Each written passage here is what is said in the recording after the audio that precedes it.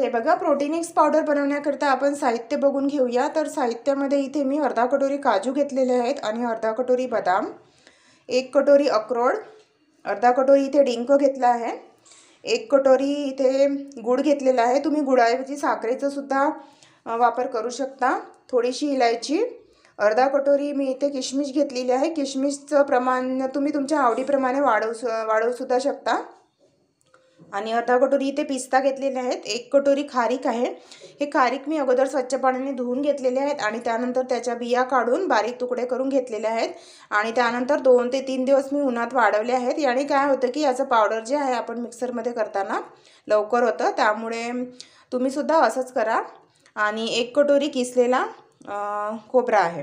तर चला आता आपण स्टार्ट करूया प्रोटीन एक्स बनवायला। सर्वात प्रथम एका पॅनमध्ये आपण तूप गरम करून घेऊया। तूप छान गरम झालं की यामध्ये आपल्याला डिंक छान तळून घ्यायचं आहे आणि तूप छान असं गरम करून घ्या। गॅसची फ्लेम जी आहे मीडियम ठेवा।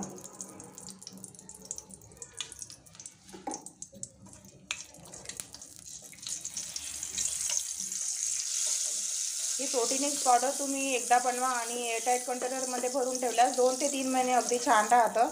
आणि बरेचसे मुलं जे आहे दूध प्यायला नकार देतात, कारण त्यांना दुधाचा वास सहन होत नाही। जर तुम्ही असं प्रोटीन एक्स पावडर त्यामध्ये 1 ते 2 चम्मच टाकून दिलं की त्याचं टेस्टसुद्धा वाढेल आणि दूध न पिणारे मुलंसुद्धा दूध पितील। आणि हेल्थसाठी सुद्धा खूप छान आहे असं प्रोटीन एक्स पावडर, कारण यामध्ये मी सर्व ड्रायफ्रूट्स वापरले आहेत। आणि तुम्हाला जर कोणते ड्रायफ्रूट्स आवडत नसतील तर ते तुम्ही स्किपसुद्धा करू शकता। आणि डिंक हिवाळ्यामध्ये खाणं खूप छान असतं आपल्या आरोग्यासाठी, कारण हे उष्ण गुणधर्माचं असतं आणि हिवाळ्यामध्ये हे अत्यंत छान असतं आपल्या हेल्थसाठी। तर हे बघा, तूप गरम झालेलं आहे, तर आपण डिंक यामध्ये छान असं तळून घेऊया। मी एक छोटा टाकून बघते की झाला आहे की नाही। हे बघा, झालं आहे गरम। तर आपण आपलं जे डिंक आहे छान असं तळून घेऊया। हे बघा,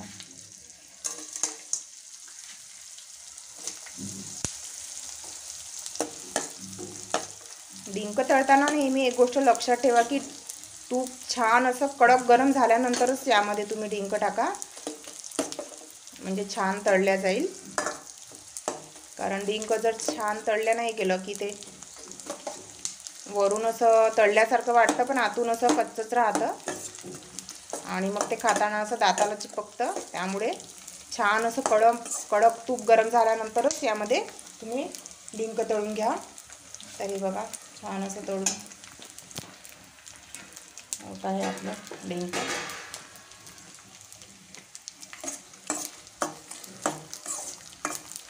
थोडंसं किंचितसं लालसर होऊ द्या।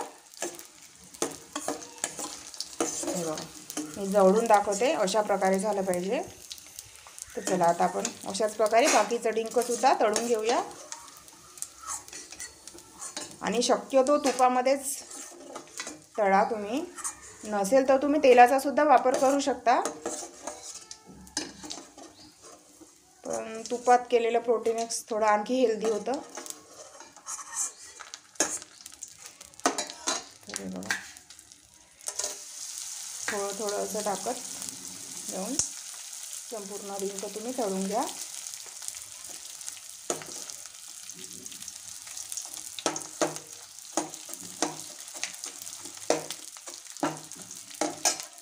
तर हे बघा, डिंक माझं तळून झालेलं आहे। तर आता आपण त्याच पॅनमध्ये तूप मी काढून घेतलेलं आहे उरलेलं, कारण ड्रायफ्रूट्स आपल्याला भाजताना तुपाची गरज नाही पडणार आहे। तर हे बघा, आता अक्रोडसुद्धा छान असे आपण ड्राय रोस्ट करून घेऊया।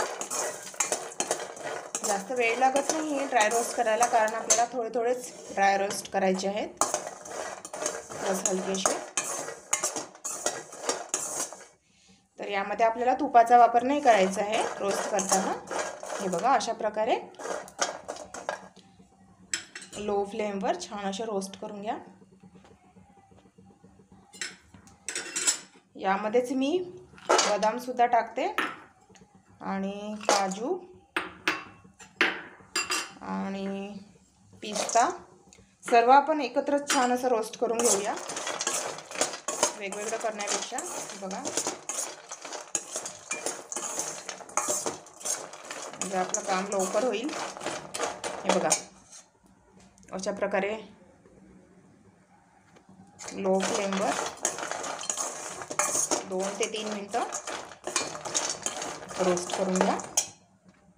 तर हे बघा, आपले ड्रायफ्रूट्स जे आहेत छान रोस्ट करून घेतले आहेत मी 2 ते 3 मिनिट. हे बघा, अशा प्रकारे हलकेसे आपल्याला रोस्ट करून घ्यायचे. आता गॅस बंद करून द्यायचा आहे. ड्रायफ्रूट्स जे आहे रोस्ट करून झालेले आहेत. आता आपण खोबरा कीससुद्धा थोडा रोस्ट करून घेऊया.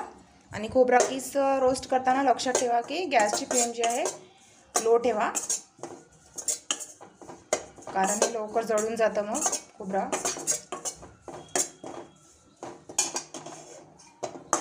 थोडंसं याचं कच्चा पण जाण्यासाठी हलकंसं आपल्याला याला रोस्ट करून घ्यायचं आहे. आपल्याला ड्रायफ्रूट्स रोस्ट करण्याचं कारण हे की आपलं जे प्रोटीनिक्स पावडर आहे ते मग बरेच दिवस टिकतं, खराब होत नाही. त्यामुळे थोडं हलकं हलकं रोस्ट करून घ्या. आपण रोस्ट करताना तुपाचा वापर अजिबात करू नका, कारण आपण तुपामध्ये डिंक जे आहे छान तळून घेतलेलं आहे. त्यामुळे ड्रायफ्रूट्स रोस्ट करताना आपल्याला तुपाचा वापर नाही करायचा आहे. तर हे बघा, हलकेसे रोस्ट झालेले आहेत. आपण गॅस बंद करून देऊया आता. हे बघा, गॅस बंद करून द्यायचा आहे आता. तर हे बघा, ड्रायफ्रूट्स जे आहेत थोडे थंड झालेले आहेत. आता आपल्याला मिक्सरमधून याला बारीक करून घ्यायचं आहे. छान अशी पावडर करून घ्या. आपण काजू, बदाम, पिस्ता, अक्रोड छान बारीक करून घेतलेलं आहे. असं पावडर करायचं आहे आपल्याला एकदम. आता आपण खारीकसुद्धा बारीक करून घेऊया. आणि यामध्येच आपल्याला विलायचीसुद्धा ॲड करायची आहे. तर हे बघा, खारीकसुद्धा मी छान बारीक करून घेतलेली आहे. एकदम बारीक करायची आहे आपल्याला. तर काढून घेऊया आता. आणि आता आपण यामध्ये खोबरा कीस जो होता तो सुद्धा छान बारीक करून घेऊया. आणि यामध्येच आपण आपलं डिंकसुद्धा टाकून देऊया. तर चला आता आपण हे बारीक करू. बघा, खोबरा कीस आणि डिंकसुद्धा मी छान असं बारीक करून घेतलेलं आहे. आता आपण खारीक पावडरमध्ये हे काढून घेऊया. हे बघा, आता आपल्याला काय करायचं आहे की हे जे ड्रायफ्रूट्स पावडर आहे आणि आपलं खारीक पावडर आणि खोबरा कीस, डिंक सर्व एकत्र करायचं आहे. आणि यामध्येच आपल्याला ही जी किशमिश होती ही सुद्धा टाकायची आहे. आणि आपल्याला हे जे गूळ होतं ते छान असं हाताने कुस्करून यामध्ये टाकायचं आहे. हे बघा, अशा प्रकारे.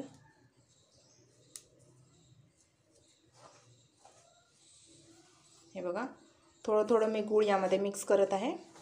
आणि सर्व साहित्य छान असं मिक्स करून घ्या. हे बघा, अगदी झटपट तयार झालं आपलं प्रोटीनिक्स पावडर.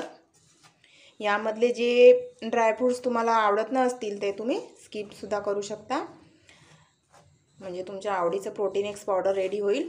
हे तुम्ही लहान मुलांना दुधासोबत 1 चम्मच रोज टाकून देऊ शकता, किंवा असंही सुद्धा 1 चम्मच रोज खाल्लं तरीसुद्धा खूप छान आहे. आणि महिलांसाठी सुद्धा खूप छान आहे हे, कारण 40 नंतर हाडांची झीज होत असते. त्यामुळे कंबरदुखी, गुडघेदुखी सुरू होतात. तर 40 नंतर महिलांनी सुद्धा रोज 1 चम्मच हा जर घरगुती प्रोटीनिक्स पावडर घेतला तर थोड्या प्रमाणात तो त्रास कमी होऊ शकतो. त्यामुळे महिलांनी सुद्धा असं प्रोटीनिक्स पावडर घरी बनवून ठेवून रोज 1 चम्मच आहारामध्ये जरूर घ्यावं. तर हे बघा, अजून थोडं मी गूळ इथे ॲड करत आहे. हातानेच कुस्करून टाकायचं. हे बघा, अशा प्रकारे. तर हे बघा, सर्व असं छान मिक्स करून घेतलेलं आहे मी हातानेच.